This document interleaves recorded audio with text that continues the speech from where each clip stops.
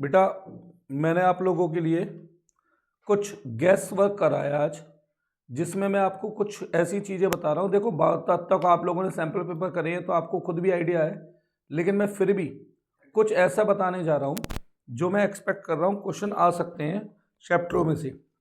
जैसे अगर मैं बात करता हूँ पार्टनरशिप की, तो फंडामेंटल में से हो सकता है 5 या 4 MCQ आए, जिसमें से ये इंटरेस्ट ऑन ड्राइंग का 100% MCQ आने की उम्मीद है। एक MCQ कैपिटल या करंट अकाउंट के बेस पे आ सकता है, गारंटी के बेस पे आ सकता है, और इंटरेस्ट ऑन कैपिटल वाला MCQ आ सकता है जिसमें प्रॉफिट कम पड़ता है।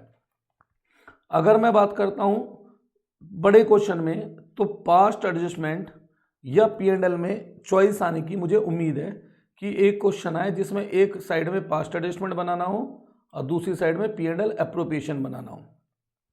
गुडविल की अगर मैं बात करता हूं तो इस बार मुझे गुडविल में capitalization of average profit method से क्वेश्चन 3 नंबर में आ जाए, इसका चांस लगता है। चेंज इन PSR में से भी एक क्वेश्चन 3 मार्कर में आने की उम्मीद करता हूं मैं, जिसमें WCR या IFF में से एक एंट्री हो, और इसकी चॉइस में हो सकता है जहां पर रिजर्व डिस्ट्रीब्यूट नहीं करने होते वो वाला केस हो, when reserve are not to be distribute, that is gainer to sacrificer, हमें एंट्री बनानी होती है।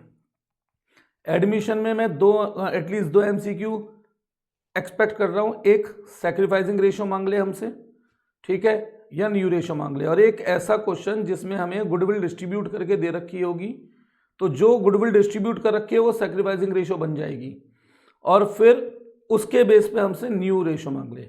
ये आप सबको पता ही होगा, हम सैम्पल पेपर वगैरह करते हैं कि क्वेश्चन नंबर 24 में चॉइस आएगी एडमिशन और रिटायरमेंट में, पर उम्मीद ये है कि एडमिशन में अकाउंट मांगा जाए और रिटायरमेंट में हमसे एंट्री मांगी जाए।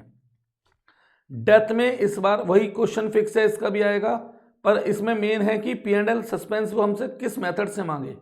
तो क्योंकि पिछली बार हम लोगों से P&L सस्पेंस मांगा गया था सेल्स बेसिस पर, तो इस बार एक्सपेक्टेड है कि हमसे जो P&L सस्पेंस मांगा जाएगा वो मांगा जाएगा एवरेज प्रॉफिट बेस पर या लास्ट ईयर वाले बेस पर, प्लस एक 1 मार्कर MCQ डेथ में एक्सपेक्टेड है। डिसोल्यूशन में एज यूजुअल 6 एंट्री ही आने के चांस हैं 6 नंबर में।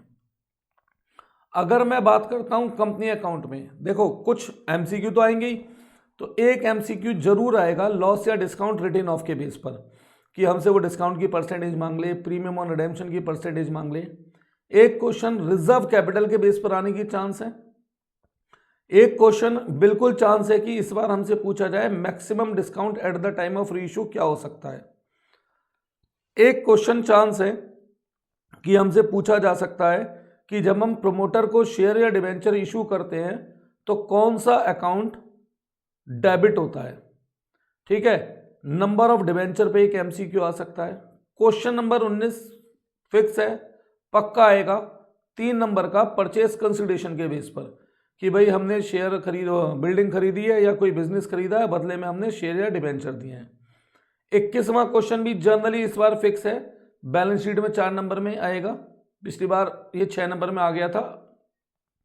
डिबेंचर में इस बार एक 6 मार्क्स का और क्वेश्चन एक्सपेक्टेड है, जिसमें हो सकता है वो हमसे एंट्री ना मांगे, वो हमसे 1 मार्कर के 6 पॉइंट्स पूछ ले, 1 मार्क के 6 पॉइंट्स पूछ ले। ये कंपनी में एक्सपेक्टेड है। अगर मैं बात करता हूं एनालाइज वाली बुक में, थर्ड बुक में, तो एक MCQ जरूर आएगा जिसमें हमें इन्वेस्टिंग फाइनेंसिंग से रिलेटेड पॉइंट पूछा जाए। कंपैरेटिव कॉमन साइज के बेस पर एक MCQ बनेगा, जिसमें भाई डायनामिक कौन सी होती है, स्टैटिक कौन सी होती है, या हॉरिजॉन्टल एनालाइज किसे कहते हैं, या टाइम सीरीज किसे कहते हैं, इस बेस पे पूछा जाए। रेशो में एक MCQ आना है, एक्सपेक्ट नहीं किया जा सकता, किसी से भी आ सकता है। 3 नंबर में इस बार जो रेशो का एक्सपेक्ट कर रहा हूं मैं एक्सपेक्ट कर रहा हूं स्टॉक टर्नओवर रेशो या रिटर्न ऑन इन्वेस्टमेंट का क्वेश्चन 3 नंबर के लिए। कंपैरेटिव कॉमन साइज में इस बार मैं एक्सपेक्ट कर रहा हूं कि कंपैरेटिव इनकम स्टेटमेंट पूछी जाए, कॉमन साइज के चांस कम है। ये क्वेश्चन नंबर 33वां होता है, हमेशा 4 नंबर में आता है।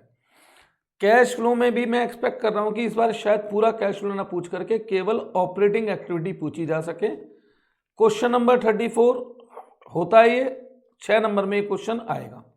तो मैंने अपनी तरफ से मुझे क्या क्या लगता है कि एक्सपेक्टेड है किस चैप्टर में, उसके ऊपर अगर आप फोकस करके जाएं तो शायद आपको बहुत हेल्प मिल जाए। Thank you.